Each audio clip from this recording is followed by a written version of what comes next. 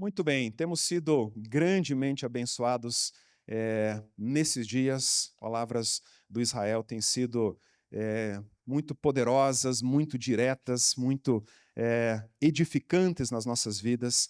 Eu quero continuar essa palavra de hoje, está na projeção aqui. Eu quero falar sobre algo muito precioso que foi mencionado nesses dias de diversas formas. Israel mencionou isso em vários momentos da palavra dele, sobre o arrependimento. Ele citou muitas vezes essa palavra, e eu creio que o arrependimento, ele é a porta da transformação. Temos falado sobre transformação nesses dias. E nós falamos no início, eu mencionei que a transformação, ela é uma iniciativa de Deus, ela é uma obra de Deus nas nossas vidas. Ao mesmo tempo, é necessário uma cooperação, uma resposta a essa obra de Deus. O texto de 2 Coríntios 3,18 diz que nós estamos sendo transformados de glória em glória, cada vez maior, pelo Senhor, que é o Espírito. Então, o Senhor está transformando, nós estamos sendo transformados pelo Senhor. Por outro lado, Romanos 12 vai dizer transformem-se, ou seja, tem uma reação, existe uma resposta, nós temos uma cooperação direta nisso. E o Israel nos ajudou a entender esse processo que acontece, é um processo muitas vezes longo, extenso, mas ele é poderoso. E ele fez a comparação entre um guia de turismo e um peregrino. Nós não somos guias turísticos, nós somos peregrinos, estamos numa longa jornada, numa longa caminhada, e nesse processo nós estamos sendo transformados, nós estamos sendo ministrados pelo Senhor. E a palavra arrependimento no Novo Testamento, ela tem a ver também, ela é muito semelhante, né, essa ideia da transformação. Quando nós olhamos o ministério de João Batista iniciando o ministério dele, introduzindo a caminhada ministerial dele, o texto diz assim, em Mateus capítulo 3, versículos 1 e 2. Naqueles dias surgiu João Batista pregando no deserto da Judéia. Ele dizia: arrependam-se, pois o reino dos céus está próximo. Mais adiante, depois que Jesus é batizado, passa pelo deserto, ele retorna, e o texto diz que daí em diante Jesus começou a pregar: arrependam-se, pois o reino dos céus está próximo. Arrependimento e reino dos céus tem uma conexão, uma ligação direta, profunda e poderosa. O reino de Deus, ele consiste nesse processo do arrependimento. E eu creio que o arrependimento é essa porta de entrada para a transformação. E o arrependimento, ele tem alguns significados interessantes. O texto, a palavra arrependimento, metanoia no original, ele tem a ver com a ideia de mudança ou nova forma de percepção ou entendimento. Então, o arrependimento, ele é uma conversão, é um retorno que você faz, é um desvio de rota. Você está indo numa direção, você está indo por um caminho e você faz um retorno e vai em outra direção. Ou você simplesmente sai daquela pista na qual você está indo e você vai por um outro caminho para uma outra direção. Essa é a ideia do arrependimento, é uma mudança de direção, uma mudança na percepção ou entendimento. E essa mudança, ela é tanto uma mudança de mente, ela é uma mudança de coração e ela é uma mudança de direção. Ou seja, o arrependimento tem a ver com uma mudança no nosso pensar, no nosso sentir e nosso agir. A Caroline Leaf, que eu mencionei algumas vezes, ela usa essa expressão mente em ação quando ela fala da nossa alma. E todos nós pensamos, sentimos e agimos. Não necessariamente nessa ordem, não é verdade? Algumas pessoas, elas sentem primeiro, depois elas pensam, ou elas agem primeiro, depois elas pensam. Não necessariamente nessa ordem, depende um pouco da sua personalidade, depende um pouco do seu jeito de ser. Eu sou mais sistemático, de personalidade fleumática, temperamento fleumático. Então, minha mente, eu sou mais de pensar, de sentir, de agir. A minha vida funciona de uma forma mais organizada. Eu gosto das coisas no lugar, eu gosto das coisas organizadas. Então, dentro de casa, eu sei exatamente onde estão as coisas. Eu tenho uma memória fotográfica, então as coisas ficam sempre no mesmo lugar e eu lembro disso. E o meu sogro dizia assim, já é falecido: quem é organizado só tem preguiça de procurar. Então, ele não tinha preguiça de procurar as coisas, né? Os organizados, eles têm preguiça de procurar as coisas. Então, eu funciono dessa maneira. Mas, muitas vezes, eu acabo agindo sem pensar. Ou eu acabo vivendo num impulso, numa iniciativa, que depois eu percebo, opa, não deveria ter feito isso, não deveria ter agido dessa maneira, e nós acabamos nos arrependendo muitas vezes disso.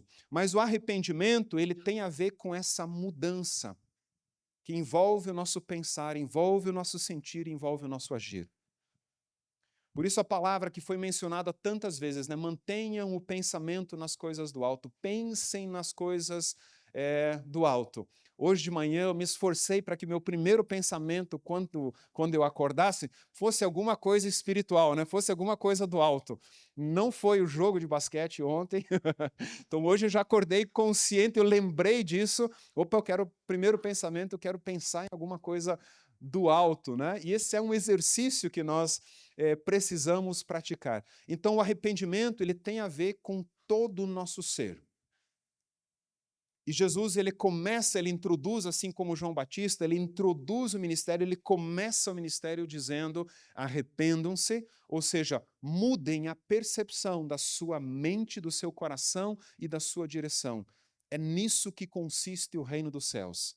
É dessa forma que vocês vão experimentar o reino dos céus. Então, o arrependimento, ele significa uma transformação interior profunda que resulta em uma nova forma de viver.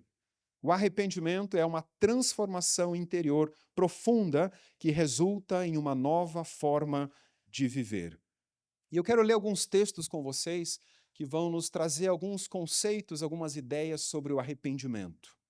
Em primeiro lugar, assim como a transformação, ela é dada por Deus e nós precisamos cooperar, nós precisamos reagir a ela, o arrependimento também é dado por Deus a nós. Atos capítulo 11, versículo 18, nós encontramos uma dessas passagens. Existem alguns textos que vão nos mostrar que o arrependimento ele é dado por Deus. Ouvindo isso, Atos 11, 18, ouvindo isso, não apresentaram mais objeções e louvaram a Deus, dizendo: então Deus concedeu arrependimento para a vida até mesmo aos gentios. Deus concedeu arrependimento para a vida até mesmo aos gentios. Outros textos também vão nos mostrar dessa forma que o arrependimento ele é dado por Deus a nós. Isso sempre nos leva a uma sensação de impotência, não é verdade? Porque se é algo dado por Deus, a princípio eu não posso fazer nada. A princípio eu dependo da intervenção de Deus para que haja um arrependimento, para que haja uma mudança no meu pensar, no meu sentir e no meu agir. E nós, seres humanos, somos tão acostumados e nós produzimos, e quando nós comparamos o sistema econômico do mundo e o sistema econômico do reino, como as coisas funcionam nesse mundo e como elas funcionam no reino, nesse mundo nós somos ensinados e obrigados a produzir, a dar resultados, e você recebe um salário, e a ideia de salário ela é a ideia de uma dívida, então quando você recebe um salário é porque alguém está devendo algo para você. Então você produz, você trabalha e a outra pessoa agora deve para você. Essa é a ideia do salário. Então nós estamos tão ambientados, né, aculturados, como diria o Israel, a esse mundo, que nós transferimos isso no reino. Então nós servimos a Deus, nós estamos nos dedicando ao ministério, cuidando de pessoas, e é como se Deus tivesse uma dívida conosco. Inconscientemente nós pensamos que Deus ele deve algo para nós, e ele precisa fazer as coisas como nós gostaríamos Marcelo mencionou isso, quando nós queremos que a vontade de Deus seja a nossa vontade, e não a nossa vontade é a vontade dele. Então nós dependemos de que Deus nos conceda o arrependimento. Mas a boa notícia é que Deus ele já veio a nós, ele já fez o que era necessário, ele está assentado à direita de Deus, e o fato dele estar assentado é porque não há nada mais a ser feito. O que precisava ser feito já foi feito, a obra ela foi consumada na morte, sepultamento e ressurreição. Por isso o Senhor Jesus ele está assentado à direita de Deus. Então já foi feito o que precisava ser feito, e nós temos hoje livre acesso por meio da fé. Mas ao mesmo tempo, nós dependemos de que Deus mexa conosco, de que Deus quebrante o nosso coração. Isaías capítulo 57, um texto que provavelmente você conhece também. Isaías 57 mostra algo poderoso da parte de Deus, uma palavra de consolo ao povo de Israel. E no capítulo 57, versículo 15, o texto diz assim: Pois assim diz o alto e sublime, que vive para sempre, cujo nome é santo. Habito num lugar alto e santo, mas habito também com o contrito e humilde de espírito, para dar novo ânimo ao espírito do humilde e novo alento ao coração do contrito. Deus ele habita em lugares altos e sublimes, ele é o Criador, ele é soberano sobre as nações, sobre toda a terra. Ao mesmo tempo, ele habita naquele que tem um espírito contrito, naquele que está quebrantado diante dele. E de alguma forma, Deus ele faz essa conexão entre as coisas grandes e as coisas pequenas, nações e na vida de pessoas. Quando nós olhamos o exemplo de Ana, por exemplo, Ana, mãe de Samuel, Ana passa por um momento muito delicado na vida dela, ela sofre constantemente. A rival dela, que era Penina, casada também com o mesmo marido, ela a provocava porque Ana não podia ter filhos, e Ana ela passa por um período muito complexo, muito difícil. Mas ela faz um voto diante do Senhor, ela busca a Deus intensamente, e ela derrama a alma dela diante do Senhor, ela se quebranta totalmente. Ela chora, ela está angustiada, ela está sofrendo demais com tudo o que está acontecendo com ela. E ao derramar a alma dela diante do Senhor, o sacerdote Eli traz uma palavra sobre a vida dela. Deus concede graça, Ana volta para casa, tem relações com Eucana, o seu marido, e a palavra de Deus diz que o Senhor se lembrou de Ana. E ela engravidou e ela teve um filho.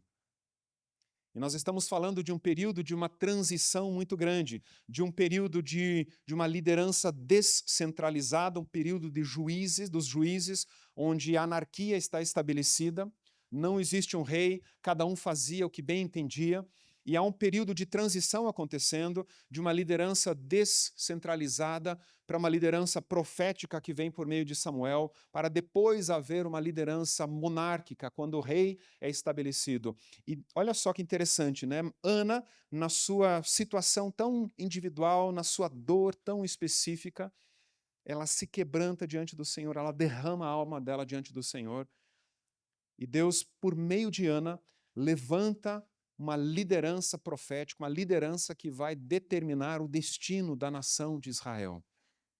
Então Deus ele habita nos lugares altos, Deus faz coisas extraordinárias sobre toda a terra, e ele faz também coisas extraordinárias no coração do homem e da mulher. E ele usa coisas muito pequenas, talvez pensando a nível global, ele usa a minha vida, ele usa a sua vida, ele faz coisas em nós que vão ter uma proporção muito grande. Mas isso é concedido por Deus, é dado por Deus. Quando é dado por Deus, nós precisamos reagir a isso. O arrependimento, ele é também a resposta humana à graça de Deus. E queridos, eu não sei como foi com você, mas eu fui confrontado pela palavra de Deus nesses dias aqui. A palavra de Deus, ela me confrontou.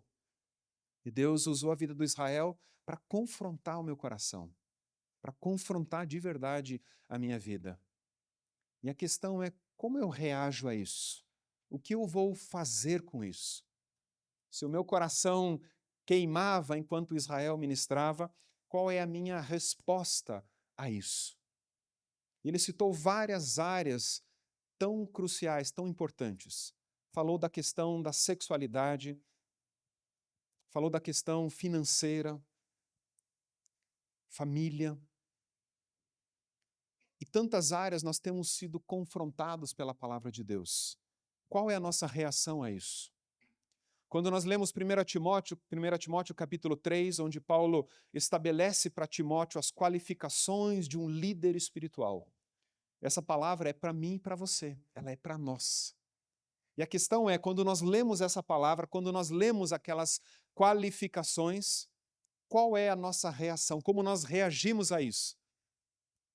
O texto começa dizendo, se alguém deseja o episcopado, se alguém deseja ser bispo, deseja uma nobre função, nós estamos exercendo uma função muito nobre no reino de Deus, ela é uma função excelente, nós temos o privilégio de sermos líderes espirituais sobre uma comunidade, sobre uma igreja, é um privilégio sermos levantados pelo Senhor para isso, mas o texto diz, é necessário, pois, que o bispo seja irrepreensível.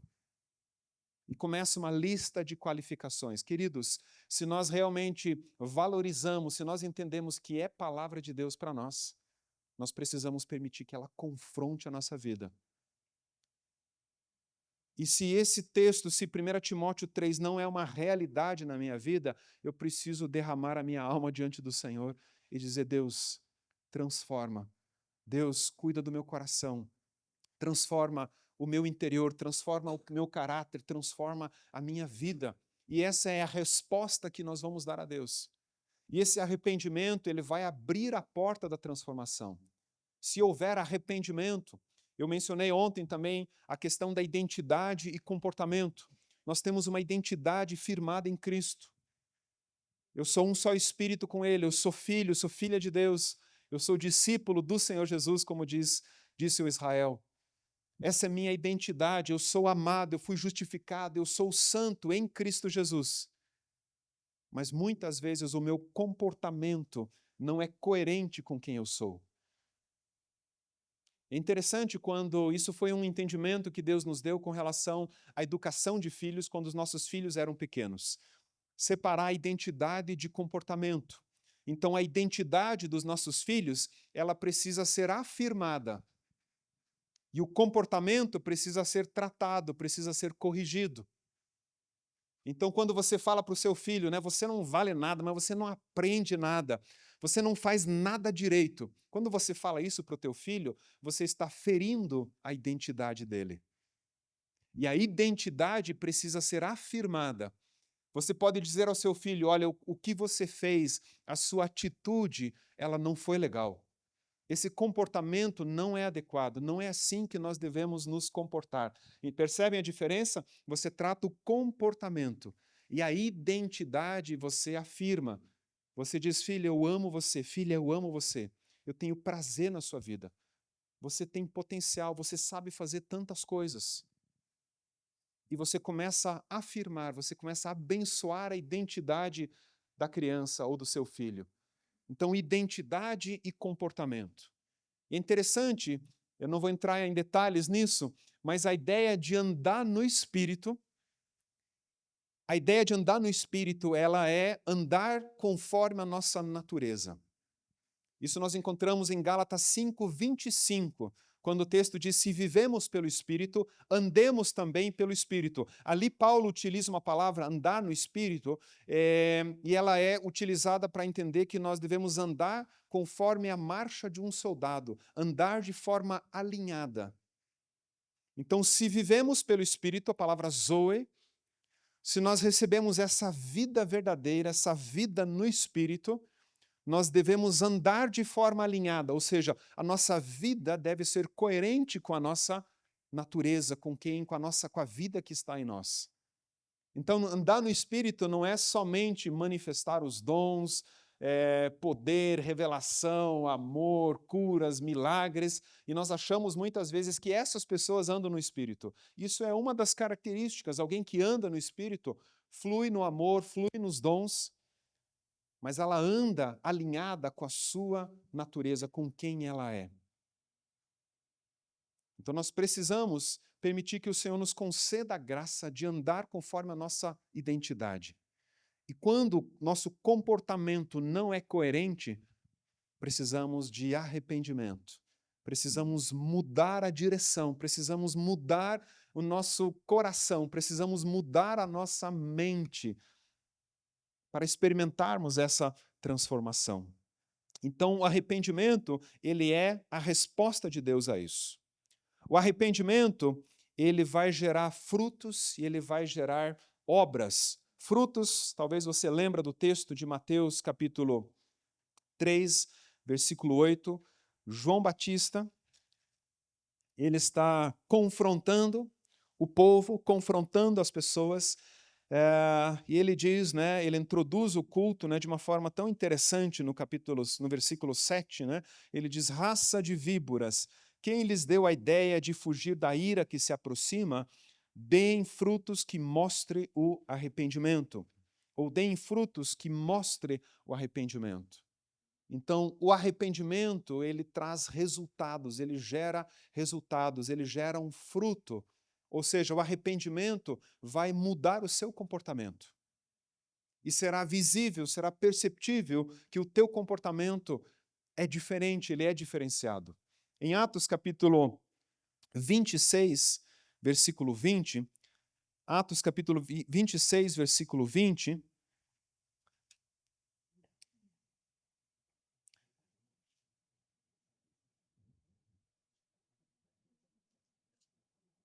uma outra passagem onde... Deixa eu ver se eu estou no lugar certo aqui.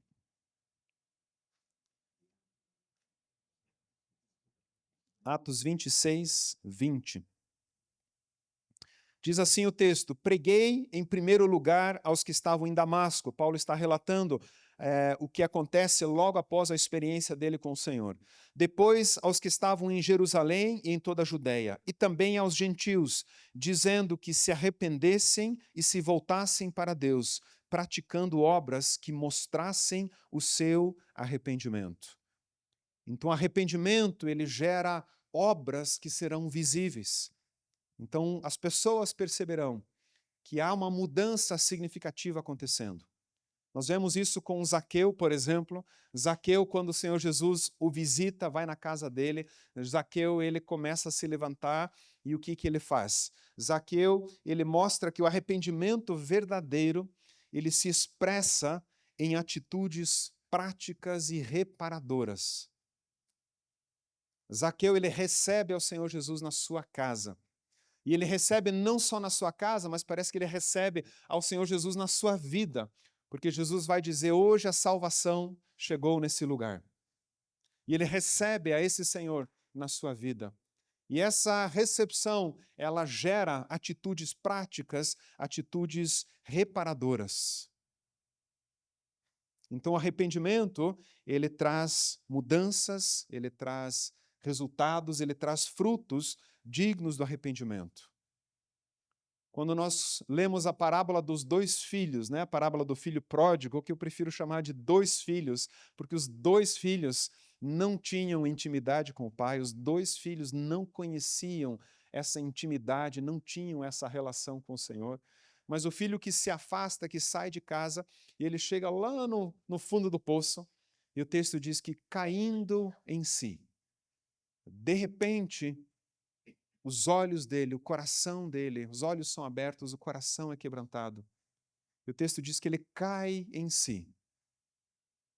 E ele lembra do pai dele, lembra como o pai dele trata os servos, os funcionários. E ele diz, é melhor eu voltar e servir ao meu pai como um dos empregados, como um dos servos, do que continuar nessa situação. Mal sabe ele que aquele arrependimento, que aquela decisão dele de voltar para casa, o restauraria completamente na casa do Pai. O restauraria perfeitamente na casa do Pai.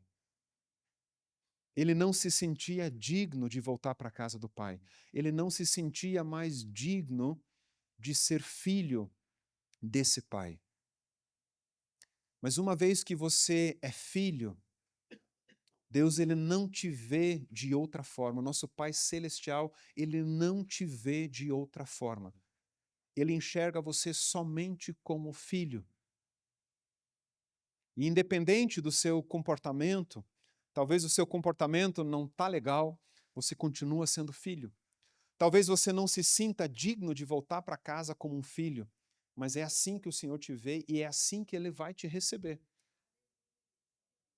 Então, nas áreas de nossa vida onde nós cairmos em nós mesmos e voltarmos em direção ao Pai, nós seremos restaurados, nós seremos recebidos como filhos, como filhas que o Pai ama, que o Pai tem prazer, e a cena é muito especial, né? O Pai, ele vê o filho e o Pai, ele dispara, correndo em direção ao filho.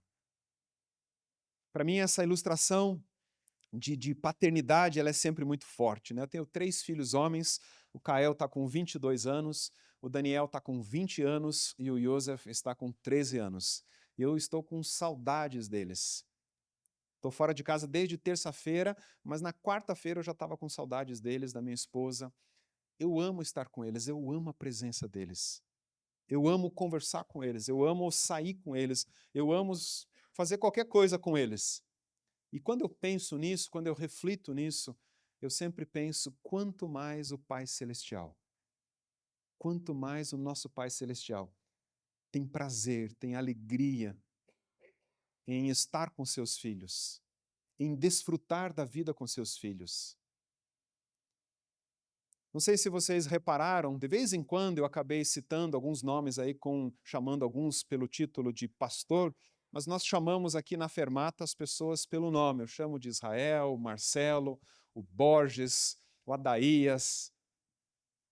São líderes espirituais, são pastores, são missionários. Mas em primeiro lugar, eles são filhos, em primeiro lugar, nós somos filhos. A Fermata, ela honra a liderança, nós honramos os líderes pastorais, o ministério pastoral. Mas nós não somos pastores, nós exercemos a função ministerial. Eu sou Luciano, filho de Deus, filho de um pai amoroso, verdadeiro, e é importante nós lembrarmos disso e desfrutarmos disso. Então, em primeiro lugar, eu quero desfrutar da minha paternidade, da minha relação com o Pai, e a partir disso fazer parte da obra dele, fazer parte da missão dele. É uma chave pequena que precisa ser mudada na nossa mente e no nosso coração. Então você pode acordar todos os dias e dizer: Pai, obrigado por ser teu filho, obrigado por ser tua filha. Que privilégio, Pai, fazer parte da sua família. Que privilégio ser herdeiro do Senhor. Pai, o que é que nós vamos fazer hoje? O que é que o Senhor quer? Para que direção o Senhor quer que eu vá hoje? Então você muda essa chave e você começa a entender que você está num reino celestial, servindo ao teu Pai, fazendo parte de algo extraordinário. E Deus tem levantado você para liderar, para influenciar, para ensinar. E essa é a palavra de Deus, esse é o chamado de Deus para nós líderes. O texto de 1 Timóteo vai nos encorajar a ter um caráter irrepreensível, a ter uma liderança pela vida, pelo exemplo, e ter a aptidão de ensinar. O líder ele deve ser apto a ensinar. E o Israel nos encorajou e nos mostrou a importância de nós meditarmos, de nós lermos, de nós estudarmos a palavra de Deus. Nós precisamos estudá-la constantemente, profundamente. Precisamos dedicar tempo à oração também. Por quê? Porque nós exercemos uma liderança de ensino, de capacitação. Quando nós pensamos na prioridade do líder espiritual, Efésios 4:12 vai dizer, ele fala dos dons ministeriais e diz que esses dons ministeriais eles foram dados à igreja com a finalidade de capacitar os santos para a obra do ministério. Então nós temos o desafio de capacitar os santos, de ensinar as pessoas a exercerem o ministério. O ministério não é terceirizado à liderança, ele não é terceirizado aos pastores. E nós estamos funcionando muitas vezes na igreja como um CNPJ, como um MEI, com uma prestação de serviços à igreja. E nós deixamos de ser igreja, deixamos de experimentar comunidade. Tem um livro que está sendo traduzido, o pessoal da Life Shape Brasil estava aqui agorinha, eles estão nesse hotel também. É um ministério que também trabalha com pastores e, por coincidência, eles estão aqui num evento aqui em Belo Horizonte. E o Weber, que é um dos pastores principais ali, falou de um livro que está sendo traduzido chamado de Inteligência Pastoral. E um dos aspectos desse livro, ele fala da falta de confiança do pastor na igreja. O pastor é um dos dilemas, o pastor ele não confia na igreja. Então existe uma crise na relação do líder com a igreja, porque ele não está à vontade, ele não se sente parte da comunidade, ele entende, ele acha que em algum momento ele pode ser tirado de lá. Em algum momento, dependendo como ele lidera, dependendo do que ele faz, ele pode ser excluído daquela comunidade. Então o líder ele não confia na comunidade. E isso é muito sério. Você liderar uma comunidade, liderar um rebanho, você não ter a confiança, você não se sentir parte como família, como comunidade, isso é muito sério. Nós somos igreja, nós somos comunidade e precisamos de cuidado, precisamos de atenção. Quem já esteve na Fermata Pastores sabe que Atos 20 e 28 é um dos versículos que a gente explora de cima para baixo, de trás para frente, de frente para trás, onde o texto diz, Paulo diz, ele está reunido com os presbíteros de Éfeso, em Mileto, na cidade de Mileto, e ele diz, cuidem de vocês mesmos e cuidem do rebanho sobre o qual o Espírito Santo os colocou como bispos. E ele está falando para os líderes, está dizendo, cuidem de vocês, cuidem uns dos outros, cuidem também do rebanho. Então nós precisamos desse cuidado, como líderes precisamos cuidar bem de nós mesmos, precisamos cuidar bem do ministério, precisamos cuidar bem da nossa família. E Deus concede graça para isso. Mas é necessário essa mudança de chave, essa mudança de mente. Então eu não sei de que forma o Senhor tem ministrado o seu coração nesses dias.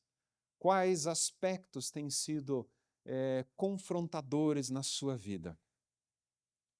Mas eu queria terminar essa fermata deixando essa palavra de arrependimento como a porta da transformação.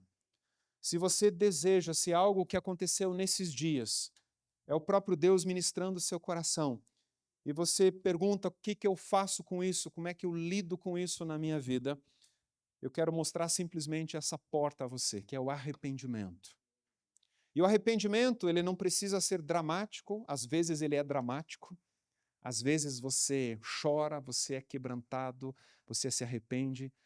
Às vezes é uma mudança de mente, de coração que acontece e de repente o Senhor te dá entendimento, de repente Deus te mostra alguma coisa e você caminha numa direção diferente e você diz, Pai, agora eu entendi.